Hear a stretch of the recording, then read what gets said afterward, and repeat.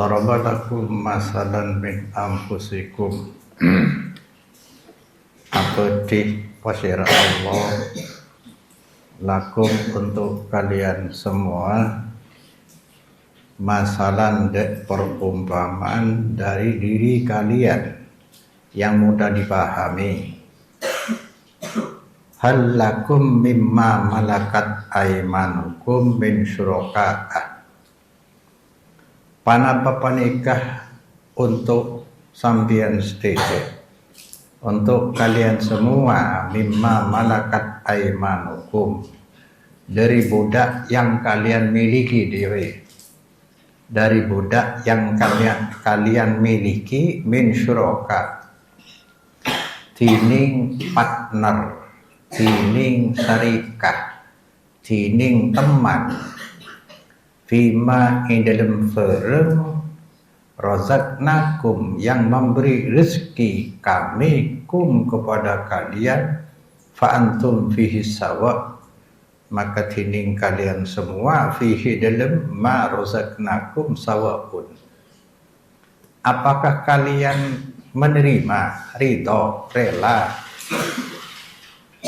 kalau budak yang kau miliki punya mengambil bagian dari harta kalian dibagi sama? Apa kalian bisa menerima? Ya, kamu punya budak, harta kamu dibagi dua dengan budak. Apakah kamu mau? Takhafunahum kakhifatikum anfusakum. Panika takok sampian hum de kasyuroka. Hale akati takong sampian de abang sampian de sesama.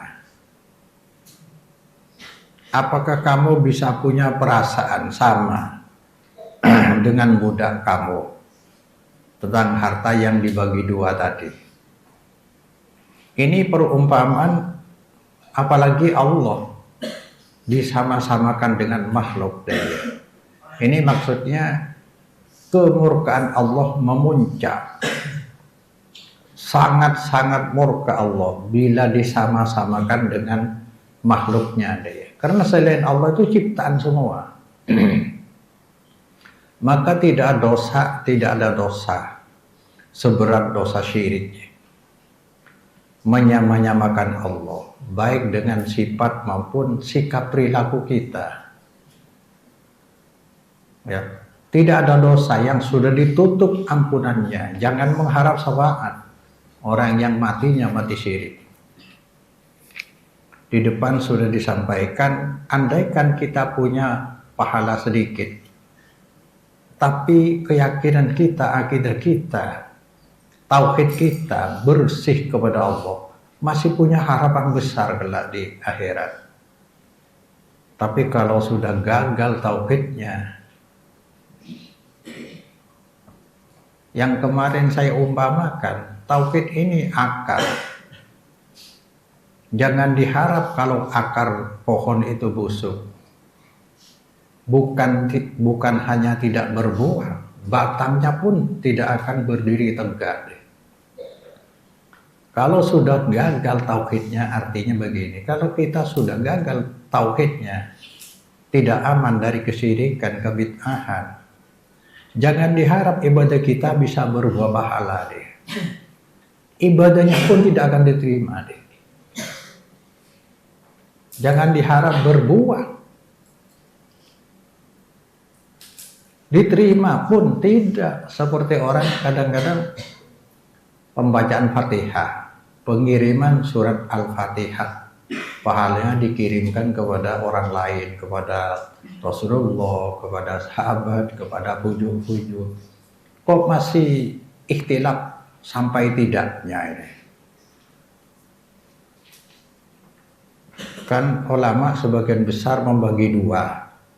Ada ibadah maliyah dengan harta, ada ibadah badaniyah.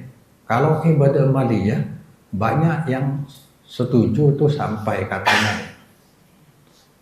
Karena ada dalil ketika salah seorang sahabat suan kepada Rasulullah menanyakan, ibu saya langsung stroke, tidak bisa berkata apa-apa. Andaikan ibu itu bisa bicara, rupanya mau bersedekah. Apakah saya diterima Rasulullah kalau saya sedekah untuk ibu saya? Iya, itu masalah anak atau orang tua sebenarnya.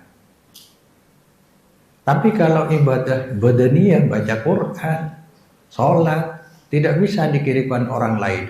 Ini yang dibicarakan, jangan bicara itu. Ya. Kalau sudah bid'ah syirik, tadi itu tauhid sudah tidak aman, maka batang tidak akan berdiri. Jangan diharap buahnya. Kalau kiriman Fatihah itu tidak pernah diajarkan Nabi, berarti gagal dari awal, tidak berpahala. Man amila amalan laisa alaihi amruna fahuwa raddun. Jangan dibahas pahalanya. Itu gagal dari awal. Siapa mengamalkan suatu amalan, tidak ada dasar perintah dalam syariatku, itu tidak diterima, mardud, ditolak. Kok dibahas sampainya? Kalau doa sampai, doa itu bukan pengiriman, tapi minta kepada Allah. Beda. Kalau doa minta kepada Allah, apanya yang tidak sampai, asal memenuhi syarat. Ini pengiriman ini. Fatihah dikirimkan. Kalau Rasulullah untuk mendapat pahala dari kita berdakwah beliau anni walau ayat. Itu sudah secara otomatis Rasulullah menerima bagian. Karena semua ilmu dari Allah gerbangnya lewat Rasulullah. Tidak perlu kita kirimkan. Wah, kiriman Fatihah. Sehingga yang Fatihah lo afwajab lah kagak. Kayak nyomat tumpah. Seperti Allah sangat murka. Kadzalika nufassilul ayati liqaumin ya'qilun. Kadzalik seperti panika masalan min anfusikum nufassilu, merinci kami ayat-ayat untuk kaum yang mau berpikir. Balit tab'al ladina zalamu ahwa'ahum biwara ilmin. Fali manok pasir orang banyak sedolim alladin da abang ahwa'ahum da kepentingan, punya kepentingan tanpa dasar ilmu. Faman yahdi man adallah. Faman maka tining pasira yahdi panika bisa beri petunjuk, beri hidayah man de orang lain adalah seampun netepaki sesat.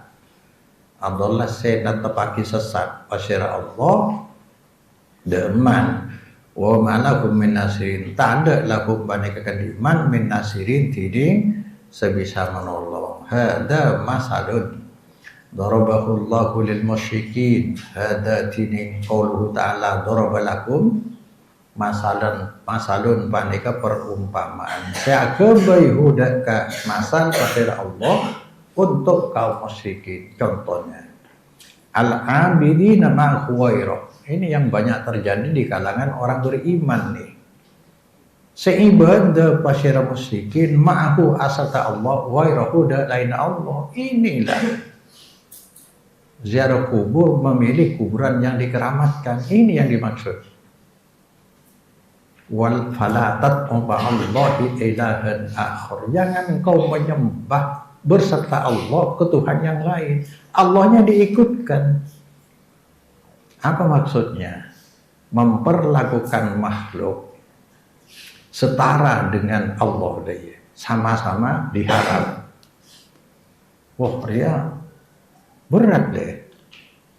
Memperlakukan Allah setara atau memperlakukan makhluk setara dengan Allah, sama-sama diharap dalam satu proses ibadah.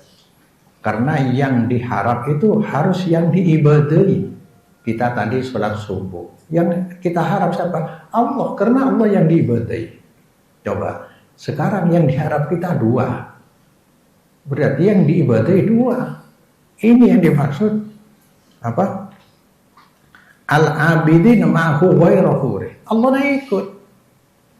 Cuma masih mengharap. Banyak ini bukan banyak terjadi di kuburan-kuburan.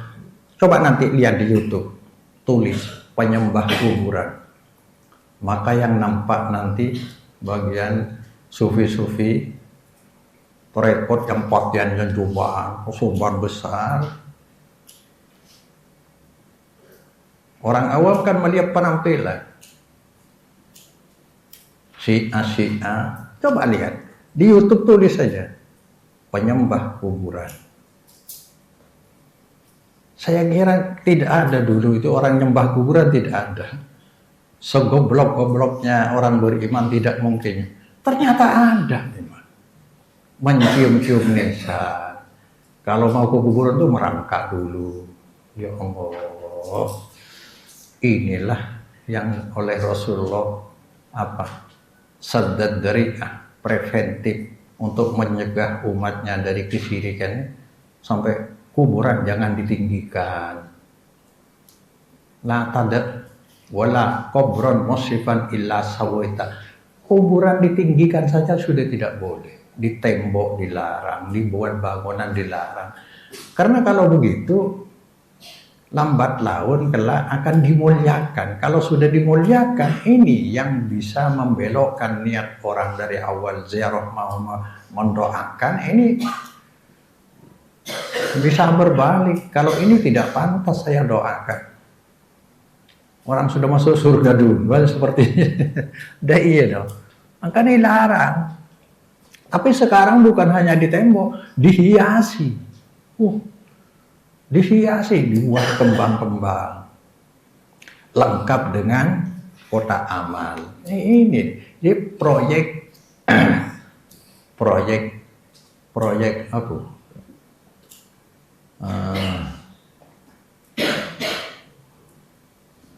Proyek kuburan. Ini memang luar biasa. Ini sudah disinggung. Wa hum ma'adzalika wa hum halatini musyrikun ma'adzalik asar qadisa al-abidin ma'hu ghairahu, ya, dengan Allah tapi yang disembah juga yang lain. Mu'tarifun panika mengakui musyrikun anna syuraka'ahu minal aslam wal andad abidun lahu milkun lahu. Samkunu syuraka ya. Tadi Tuhan-Tuhan sebenarnya ya. Syuraka aja Tuhan-Tuhan wairahu sekar bakit minal asnam nyata dari patung-patung wal andad tandingan-tandingan Allah. Abidun panika budak lahu ikan di Allah. Milkun lahu ikan di Allah. Mereka mengakui itu bukan Tuhan deh. Tapi tetap saja. Maka di tarekat sufi itu ada gambarnya mursyidnya di depan Pak Imam sholat, mihrabnya ada gambar itu. Walaupun tidak disuruh, kalau orang awam pasti, karena foto itu kalau dilihat sepertinya melihat ya, seolah-olah hidup. Kenapa begitu ketatnya Rasulullah menutup pintu kesyirikan? Sebab syirik pertama di zaman Nabi Nuh, Wad dan Suwa'an Ya'u Sawaya'u Qaw Nasro, 5 orang ini dulunya adalah kiai, dulunya adalah orang ulama lah, mengajar, punya banyak santri, kemudian meninggal dunia. Di masa lalu tidak ada foto. Maka inisiatif dari pencintanya adalah membuat miniatur patung-patungan dengan nama yang bersangkutan. Di awal-awalnya maksud mereka sangat mulia, agar begitu kita melihat itu, kita ingat fatwanya dulu, pengajiannya dulu itu. Lambat laun itu dipamiti. Akhirnya dibuat wasilah perantara kepada Allah. Itu dulu. Maka Rasulullah sangat ketat ini. Kama yaquluna labbaika la syarika laka. Labbaikah, memenuhi panggilanmu ya Allah, la syarikalah, yang tidak ada partner, tidak ada yang syarik, tidak ada gandengan, lakah kan di ajudan, illa syarikan huwa lakah, kecuali gandengan huwa seding syarik laka paneka ikan diajunan kiberdefe tamliku huwa ma malak yang memiliki engkau ya Allah huda syarikan wa ma benda barang malakah yang memiliki syarikan. Artinya syarikan tadi dianggap milik Allah. Kepunyaan syarikan juga milik Allah semua deh. Jadi artinya musyrikin dahulu Tuhannya juga Allah. Sama dengan kebanyakan umat Islam sekarang. Siapa yang bertuhan kepada selain Allah? Tidak ada. Tapi memperlakukan makhluk setara dengan Allah ketika beribadah masih diharap itu cuma dengan menduakan Allah. Lainnya. Faqala ta'ala daraballahu masalan min anfusikum tashhadunahu wa tafhamunahu min anfusikum. Sebisanya ningali sampean hudat masalan ban bisa memahami sampean sedaja hudat masalan dari abang sampean hal lakum mimma malakat aymanikum seterusnya maknanya sudah ayardo ahadukum ayyakuna abduhu syarikan lahu fi malihi panaparido pasira selasi itu sampean are gambaran Allah. Ini sesama manusia dengan budak manusia juga. Kamu tidak ridho, apalagi Allah. Ini maksudnya. Panapa ridho pasira selasi itu sampean ayyakuna bede abduhu pasira budak ahad. Syarikan lahu panika syarik teman. Apa namanya ya? Partner. Lahu ikan di ahad bi malihi dalam artana ahad wa huwa makatining ahad wa huwa ban abduhu fihi dalam malihi ala sawa disamakan. Apa mau? Takhafunahum kakhifatikum anfusakum takhafuna ayyuqasamukumul amwala. Takut sampian minta bagian ya yukosamukum minta bagian pasira surokat kum sampian al amwala de arta iya. Terus kedua qala Abu Mijlas inna mamlukaka la takhafu yuqasimuka. Masya Allah. Inna mulukaka la takhafu yuqasimaka malaka walaysa lahu dzalik. Samkuna budang sampian paneka cek kebeter sampian yuqasimaka de minta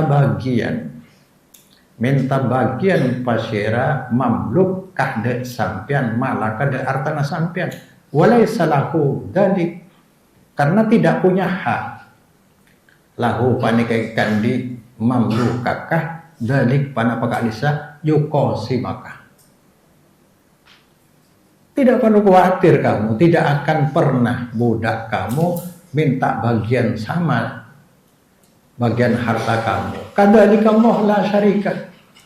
Kadzalik akate kadisa ahad tining Allah tanda tandingan lahu dari Allah. Alladzi ja'ala lakumul arda firasa was samaa'a binaa'a wa anzala minas samaa'i maa'a.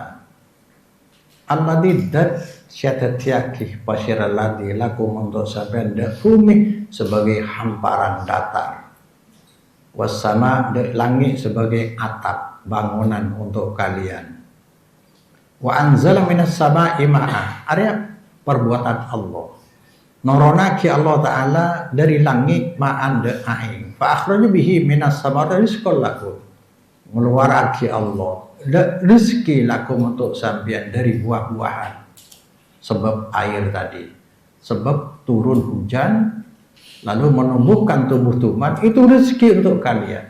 Bisa naman jagung, padi, ketela pohon dan segalanya. Fala taj'alu, maka jangan kau membuat tandingan untuk Allah. Tidak ada yang menyamai seperti tadi, membuat bumi, langit, turunkan hujan. Atas hujan itu menumbuhkan tumbuh-tumbuhan, rezeki untuk kalian. Apalah ya kalian membuat tandingan untuk Allah. Bahkan karena yang namanya dewa-dewa tidak ada yang pernah mengaku menciptakan langit bumi. Bahkan Trinitas, Tuhan Ayah, Tuhan Anak, Ruhul Kudus, selain Tuhan Ayahnya tidak ada yang mengaku menciptakan. Tapi mereka pasti tetap mengakui itu 3 tapi dianggap satu, tiga tapi satu kepribadian. Itu pemerkosaan logika namanya. Masih ada yang seperti itu. Fala taj'alu lillahi andada. Jangan kau buat sandingan untuk Allah. Allah itu tunggal, al-ahad. Maka kita sangat miris menyaksikan sekarang karena di era internisasi, globalisasi, semua nampak. Kuburiyun yang ditakutkan oleh Nabi kini marah justru dipelopori oleh tokoh-tokoh umat Islam sendiri. Kuburiyun artinya kuburiyun orang yang syirik di kuburan-kuburan. Orang pencinta kubur deh. Berani beribadah makhluk kepada Allah di kuburan-kuburan. Artinya bersirik ria di kuburan-kuburan yang diagungkan. Justru sekarang banyak dipelopori oleh tokoh-tokoh atau imam-imam agama. Apakah tidak hanyut orang awam, masyarakat awam? Apalagi iming-imingnya adalah tabarruk, mencari barokah, atau tawassul, berperantara kepada Allah dengan mereka. Ini dulu yang ditakuti Rasulullah, sekarang marah. Innama akhafu ala ummati al-a'immatal mudillin. Saya hanya takut atas umatku terhadap imam-imam agama, kiai-kiai, ulama-ulama, pengasuh-pengasuh al-mudillin yang menyesatkan banyak umat. Kenapa sampai ini terjadi? Kalau saya merasakan adalah kesalahan metode sudah lama ini. Bahkan sekarang sudah menjadi sistem pendidikan agama kita. Ini niru belajar ilmu alam dari bawah semua.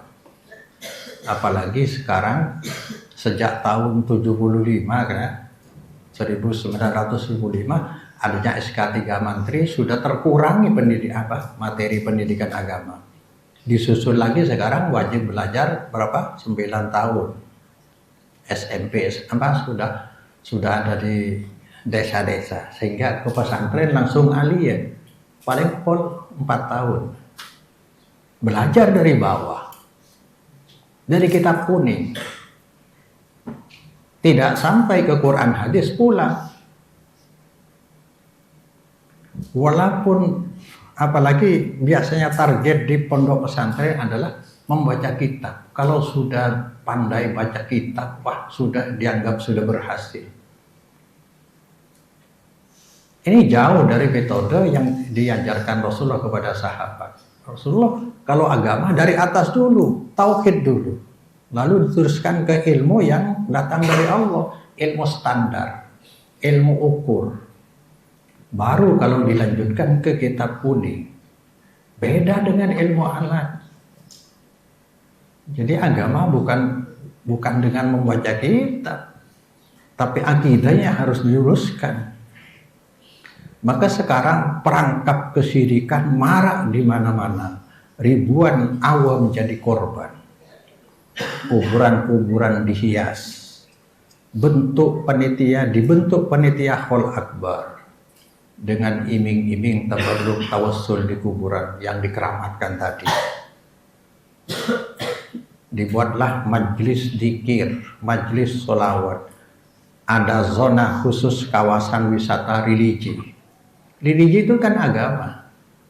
Sehingga orang awam begitu di kawasan wisata religi itu, walaupun wisata itu tamasa, menganggap bahwa zona ini adalah bumi-bumi mubarakah. Beda kalau sholat di kawasan wisata religi, beda dengan sholat di luar itu. Ini kan penipuan. Sebab apa? Penentuan waktu dan tempat mubarakah itu hak prerogatif Allah, hak mutlak dari Allah. Karena apa? Berkaitan dengan pahala. Kenapa Lailatul Qadar?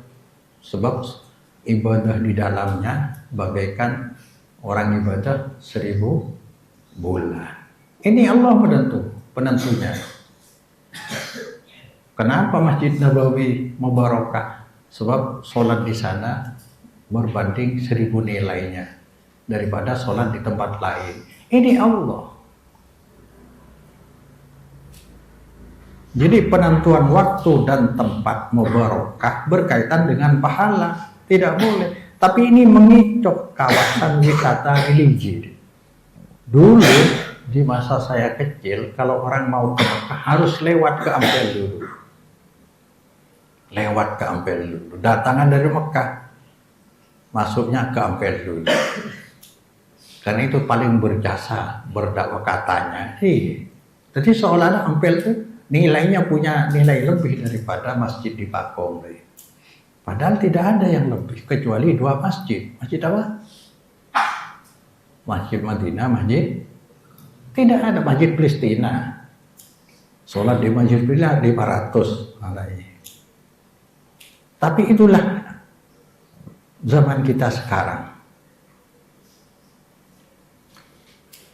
Dibangun fasilitas penunjang lengkap dengan kota amal. Amal aja ya. Mulai fujur, pai luka, pesena akarongan. Tapi itu proyek apa namanya? Pencarian dana lewat penipuan agama. Ini disebut oleh Nabi, du'atun ala abwabi jahannam. Kalau ada orang memanggil-manggil di pintu gerbang neraka jahannam, man ajabahum ilaiha qadhafuhu fiha. Siapa menerima ajakan itu, pasti mereka akan menjebloskan orang itu ke dalam neraka jahannam. Ketika Nabi ditanya, sifhum ya Rasulullah, coba Rasulullah tolong gambarkan kepada kami ciri-cirinya orang yang mengajak di pintu neraka jahanam itu siapa? Hum min jildatin arina. Mereka bagian dari kulit-kulit kami. Ada mungkin orangnya ke Arab-Araban. Mungkin. Min jildatina. Bisa dari Asia Selatan. India, Pakistan, Bangladesh, Nepal. Bukan dari Cina, bukan dari Jepang. Ke Arab-Araban. Wa yatakallamuna bi alsinatina. Ini penipu-penipu yang mengajak orang ke neraka jahanam. Mereka berbicara dengan bahasa kami, kata Nabi. Bisa bahasa Arab. Sedikit-sedikit bahasa Arab deh. Itu yang menipu. Du'atun ala abwabi jahannam. Mereka memanggil-manggil di pintu neraka jahanam. Sudah disampaikan oleh Rasul. Sekarang mana terjadi? Padahal Nabi menutup rapat-rapat ke neraka jahanam itu dengan melarang ibadah mahdhah di kuburan. Apa kata Nabi? La taj'alu 'alal kubur. La tajlisu 'alal kubur wa la tusallu ilaiha. Jangan kau duduk di atas kuburan, jangan sholat menghadap kuburan. Justru di desa-desa banyak di sebelah barat masjid ada kuburan. Sholat menghadap ke kuburan. Maka kemudian ijtihad dari ulama fikih, kalau bisa, kalau kuburan di sebelah barat masjid lebih baik dikasih areal, ditutuplah pagar. Ini areal masjid, ini areal kuburan. Saking hati-hatinya mereka.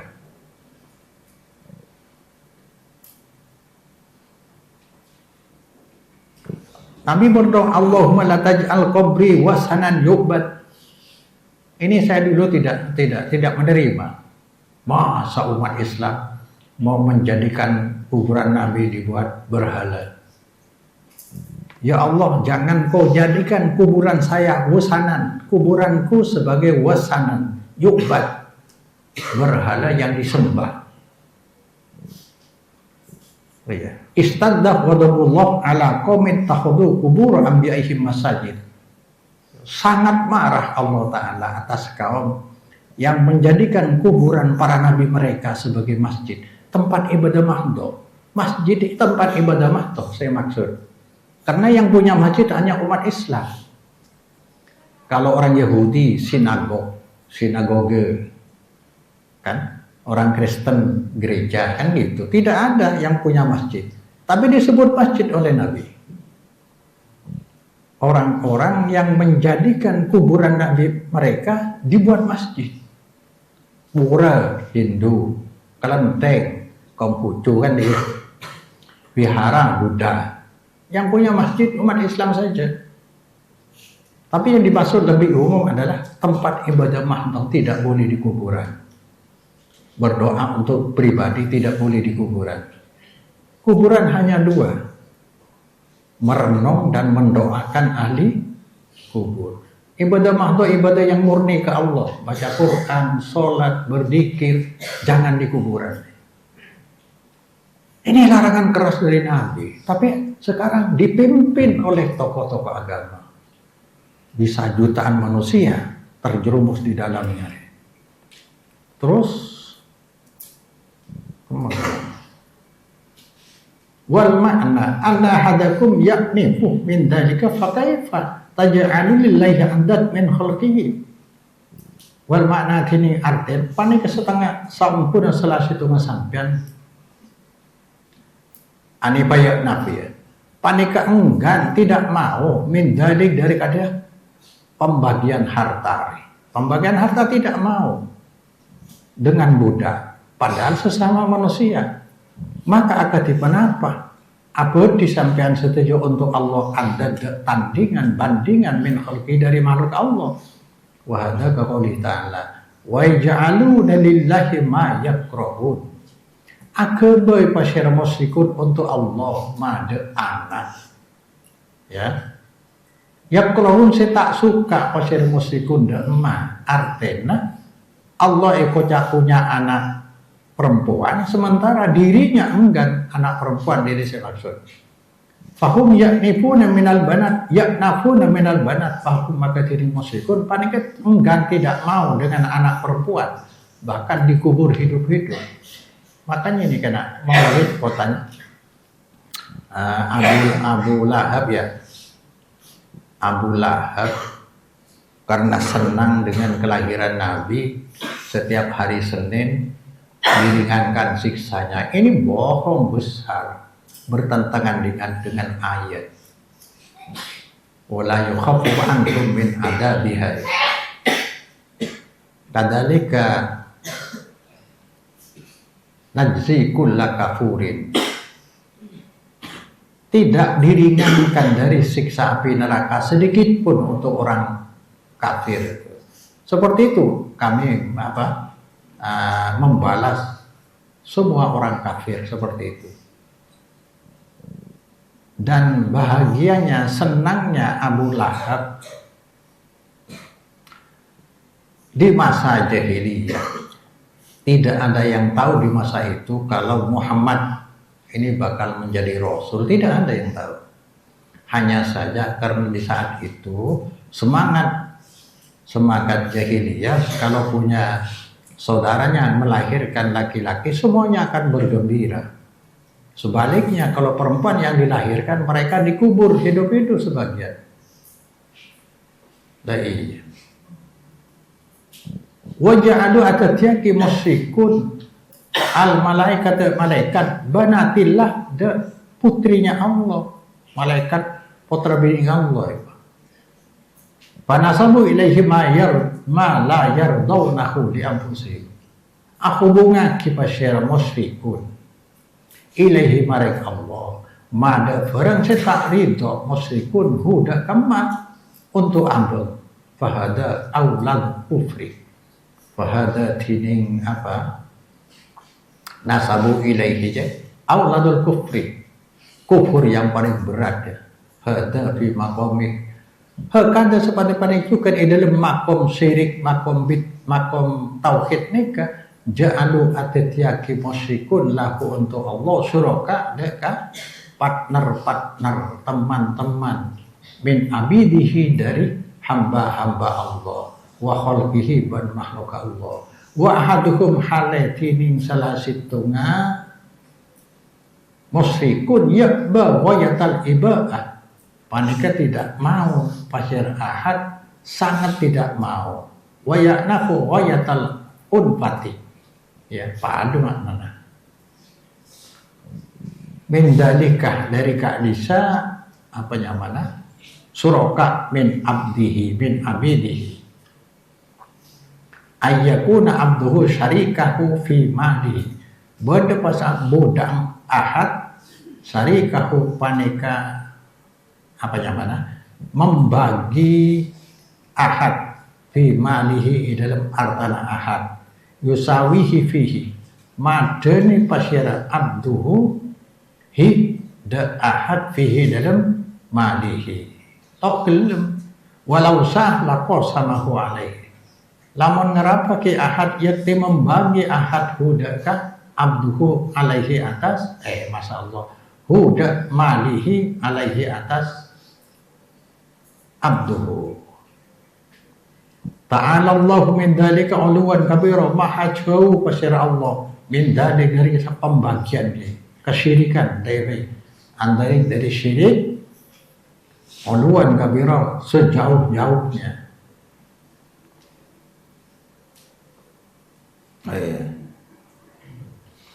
Wan Aisyah cerita dari Siti Aisyah qala adabu Siti Aisyah fi maradihi allati mata fihi ibu Nabi ada di pangkuan Siti Aisyah ini sakit parah Rasulullah masih sempat bersabda la'anallahu al-yahuda wan nasara ittakhadhu qubur anbiya'ihim masjidan ngalaknat Allah Ta'ala ada kaum Yahudi kaum Nasara ittakhadhu seagabai pasyara Yahudi Nasara da kufuran nabi na Yahudi Nasara da masjid tempat ibadah mahdoh qalat atabu Siti Aisyah laula dari al-abrazahu la-abrazu qabrahu ghairu anni ahsya ayyut taqad masjid andaikan tidak karena itu niscaya para sahabat akan menampakkan kuburan Nabi sekarang diberi dinding tinggi di sana ini sebagai ijtihad dari para tabi'in dulu agar terkesan ini bukan masjid deh di tembok sampai ke atas tidak kelihatan sama sekali dia. Rian, kalau bukan karena itu ada laknat dari Allah, niscaya kuburan Nabi ditampakkan. Cuma saya khawatir dibuat masjid. Jangan Siti Aisyah. Ini hadis Bukhari 1330. Terus ada pertanyaan kadang-kadang di masyarakat awam begini, kenapa kuburan Nabi di dalam masjid? Ini harus dijelaskan ya. Kuburan Nabi tidak bisa dikiaskan dengan ulama siapapun, kapanpun, dimanapun tidak bisa dikiaskan. Karena apa? Berdasarkan syariat. Pertama, Nabi bersabda, "Sholatun fi masjidi hada bi alfi sholatin fi masjiwa." Satu kali sholat di masjidku, Masjid Nabawi, ini berbanding 1000 sholat di tempat lain, kecuali Masjid Haram. Artinya kuburan itu tidak bisa dipindah, masjid tidak bisa dipindah. Andaikan masjid dipindah dari kuburan itu, tapi asalnya kuburan itu di luar masjid, kurang lebih 1 meter lah dari masjid, 2 meter dari masjid, di sebelah timur masjid Nabi. Nah, kemudian begitu Nabi meninggal dunia, ini ribut sahabat. Ada yang tidak terima, termasuk Sayyidina Umar. bahkan mengancam siapa mengatakan Nabi meninggal dunia akan kupotong lehernya dia. Itu meninggal Rasul, wafatnya hari Senin sampai Rabu malam. Ribut sahabat, tidak terima. Maka akhirnya mau dikuburkan di mana? Sengketa. Ternyata akhirnya datanglah Sayyidina Abu Bakar mengatakan begini. Qala Abu Bakrin sami'tu min Rasulullah syai'an ma nasitu. Saya mendengar Rasulullah, saya tidak lupa tentang itu. Qala ma qabadallahu nabiyyan illa bil ma'udil ladzi yuhibbu ayyudfana fihi. Idfanuhu fi mawdi'i firashihi. Allah tidak mewafatkan seorang nabi pun kecuali di tempat ia suka untuk dikuburkan di tempat itu. Oleh karena itu, mari kita kuburkan Rasulullah di tempat pembaringannya, di rumah Siti Aisyah. Ya. Ini hadis Tirmidzi 1018. Maka ini juga, jadi kuburan Nabi tidak bisa dikeluarkan dari sana. Masjid kemudian dilebarkan di tahun 88 di waktu siapa? Walid bin Malik ya. Waktu khilafah kekhalifahan Umayyah kalau tidak salah. Umayyah. Di masa itu yang menjadi khalifah gubernur adalah Umar bin Abdul Aziz, menangi perlebaran masjid karena tidak muat jemaah tambah banyak. Akhirnya mau tak mau mengancam ke kuburan Nabi. Maka akhirnya ijtihad ulama ini dibuat dinding tinggi. Maka jangan dikiaskan. Sekali lagi, kuburan Nabi tidak bisa dipindah berdasarkan hadis tadi. Allah tidak mewafatkan kecuali seorang nabi kecuali di tempat ia suka untuk dikuburkan di sana. Masjid tidak bisa dipindah. Kalau masjid dipindah, itu bukan Masjid Nabawi namanya, yang punya pahala 1000 tadi. Jadi jangan disamakan. Sekarang banyak masjid-masjid yang ada kuburannya. Ini memicu kesyirikan luar biasa. Ini yang saya maksud tadi, ketakutan Rasulullah di masa lalu 1447 tahun sekarang menjadi kenyataan, umatnya melanggar. Padahal kata Rasulullah, inna min syirronin nas man tudrikus sa'ah wa hum ahya. Manusia terburuk adalah manusia di mana kiamat datang dia masih hidup. Kedepan ini manusia secara umum tambah buruk, tambah tidak taat kepada Allah. Sekarang pun sudah tanda-tandanya sudah kelihatan di mata kita, yaitu orang sudah abai terhadap sholat 5 waktu. Sekarang sudah banyak yang meninggalkan sholat 5 waktu, terang-terangan secara umum. Ini ke depan kata Rasulullah, orang yang hidup di masa kiamat datang paling buruk. Dan lagi orang yang menjadikan kuburan sebagai masjid. Sudah dimulai sekarang. Wa may yattakhidul qubur masajid. Ini hadis Ahmad 3844. Jadi bukan asal ngomong lah, hadis dhaif saya tidak ambil. Termasuk manusia terjelek orang yang menjadikan kuburan sebagai masjid, tempat ibadah mahdoh. Lalu kalau ada pertanyaan, kapan orang beriman bisa syirik? Orang mukmin bisa syirik akbar pada saat dia memperlakukan makhluk seperti layaknya Allah dalam ibadah, sama-sama diharap. Seperti sikap kaum musyrikin dalam ayat yang sering saya baca, walladzi takhadhu min dunihi awliya ma na'buduhum illa yuqarribuna ila Allahi zulfa. Orang-orang yang berlindung kepada selain Allah masih berdalih mengelak, saya tidak beribadah kepada sunan, kepada aulia ini. Melainkan aulia dan sunan hanya buat perantara mendekatkan diri kepada Allah. Jadi mereka menganggap berperantara dengan orang wali kepada Allah ini syirik. Maka tadi wala tad'u ma'allahi ilahan akhar la ilaha illa huwa kullu syai'in halikun illa wajhah. Kullu syai'in halikun illa wajhah. Jangan kau nyembah beserta Allah kepada Tuhan lain. Allahnya tetap dilibatkan. Maka dalam hadis qudsi yang sering saya baca, ya, man amila amalan asyraka fihi ma'i wairi taraktuhu wa syirkahu. Ini hadis qudsi riwayat Muslim. Siapa mengamalkan satu amalan, ini firman Allah, asyraka fihi ma'i wairi, menggabungkan selain aku ke dalam ibadah itu kepadaku. Asyraka fihi ma'i wairi, menggabungkan. Siapa mengamalkan amal peribadatan masih menggabungkan selain aku, ya, ke dalam ibadah itu kepadaku, taraktuhu wa syirkahu, aku tinggalkan dia dengan kesyirikannya, syirik akbar. Karena ibadah merupakan pokok dari ajaran agama. Wa ma khalaqul jinna wal insa illa liya'budun. Aku tidak menciptakan jin dan manusia kecuali semata-mata untuk beribadah kepada aku. Ibadah itu pokok, bukan khilafiyah, bukan masalah furu'iyah. Walamma kanat tanbihu bimisli hadal masal ala bara'atihi wa nazahatihi an dalika bidrubil awla wal akhra.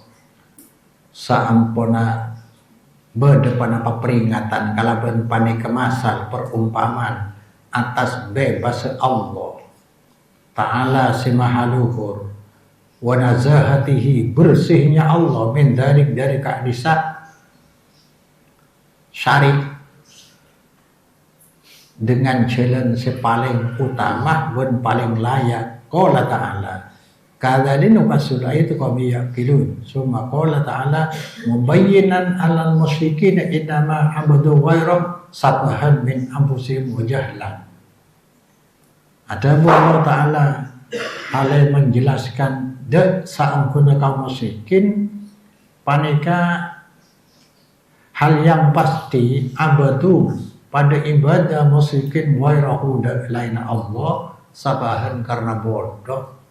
Sama dengan kita sekarang bodoh.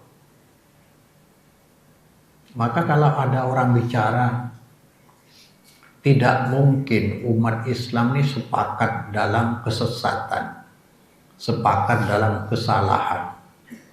Kalau seperti kita di Madura ini kan 4 kabupaten. Dari dulu yang namanya Maulid Nabi itu sudah marak diselenggarakan.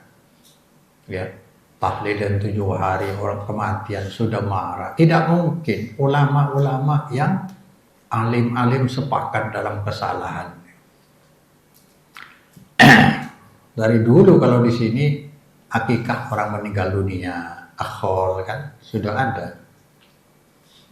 Tidak mungkin, mustahil sepakat dalam kesalahan. Tapi saya jawab, mereka tidak sepakat dalam kesalahan. Justru mereka tidak sadar kalau itu salah. Berarti mereka berjemaah dalam kejahilan. Sebab begitu saya sekarang mendapatkan dalil, tidak bisa dibantah, tidak bisa. Kalau akikah orang meninggal dunia tetap salah. Kenapa? Adanya itu semua di kitab kuning. Selama pedoman kita kitab kuning, kita akan dihibur dengan dukungan pendapat yang pro terhadap kita. Saya katakan, sering saya sampaikan di tempat lain, kalau di kitab kuning hampir tidak ada larangan syariat yang tidak dibolehkan. Hampir. Kawin tanpa wali ada yang membolehkan. Kawin kontrak ada di kitab. Ya, azimat dilarang Nabi, ada yang membolehkan, bahkan menjual. Kuburan dilarang oleh Nabi di tembok, ada yang membolehkan, di kitab kuning ada. Iya. Jadi hampir tidak ada yang tidak boleh, sehingga orang yang pedoman agamanya murni kitab kuning akan dihibur oleh kenyamanan, keamanan dari syirik dan bid'ah. Dari dulu kita menghafal wujud kitab bako, tapi sampai tua ubanan ini banyak yang belum tahu syirik dan bid'ah. Baru sekarang begitu masuk manhaj salaf, syirik bid'ah kita kenal. Alhamdulillah, tinggal kita mentaati apa tidak deh. Padahal yang namanya akibat syirik akbar bisa dicatat ya para kancah. Syirik akbar lah, syirik dalam ibadah kepada Allah. Kebukaan Allah memuncak. Satu, ya. Pahala seluruh ibadah terhapus. Ini bisa dibaca Al-An'am 88, Az-Zumar 65. Al-An'am 88, Az-Zumar 65. Yang kedua, ampunan Allah tertutup kalau sampai dibawa mati. Belum bertobat mati. Orang syirik bisa dibaca An-Nisa 48 dan 1116. 116. Kalau sampai dibawa mati. Yang ketiga, haram ke surga. Bukan main syirik dalam ibadah ya. Haram ke surga berarti wajib ke neraka selamanya. Bisa dibaca Al-Maidah 72. Dan syirik itu ada 3 bertingkat-tingkat. Yang lebih ringan adalah syirik aswar. Syirik kecil, kata Rasulullah, inna wa khafu alaikum asyirkul aswar. Memang harus diulang-ulang, ini akar. Kalau ini gagal, apa yang diharap? Ini pondasi dari agama kita. Kalau gagal tauhidnya, agama sia-sia. Kita tinggal merasa beragama saja, tapi tidak akan merasakan nikmatnya, buahnya, yaitu riya. Kata Rasulullah kelak, idza juziyan nasu bi'amalihim, ketika dibalas manusia dengan amal-amalnya di hari kiamat, Allah berfirman, idhabu illal ladzina kuntum turauna fid dunya. Coba kalian pergi ke orang-orang yang dulu kamu riya di dunia terhadap mereka.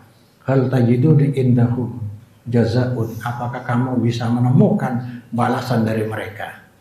Yang terakhir, syirik akhfa, syirik yang paling samar, tidak merasa syirik, tapi ini perkataannya syirik, yaitu ucapan terhadap suatu peristiwa dengan meniadakan takdir Allah. Meniadakan takdir Allah. Di rumah saya kebakaran. Untung ada tetangga. Kalau tidak ada tetangga sudah habis rumah saya. Ini takdir Allah dihilangkan. Kalau tidak ada tetangga saya, habis rumah saya. Walaupun ada Allah, iya. Kan syirik. Allah datangkan bukan tetangga kamu. Mungkin bisa bisa padam sendiri. Mungkin kamu bangun kan gitu. Kalau tidak ada saya, teman saya sudah mati. Kenapa? Ia korban tabrak lari. Untung ada saya. Kalau tidak ada saya itu meninggal dunia. Saya bawa ke rumah sakit. Ya Allah datangkan selain kamu. Jadi meniadakan takdir Allah dalam satu peristiwa adalah kesombongan manusia. Seolah-olah dia bisa segala-galanya. Jadi jangan dihilangkan takdir Allah. untung Allah takdirkan saya ada di situ. Untung Allah takdirkan nyawanya masih tertolong begitu di rumah sakit. Kalau tidak ada paman, saya tidak akan jadi orang ini. Jadi apa? Ya jadi monyet. Kan sering orang kata-kata itu ringan, tapi sebenarnya bisa sirik. Allah itu jangan dihilangkan. Wa bil qadri khairihi wa syarrihi minallahi ta'ala. Wallahu a'lam.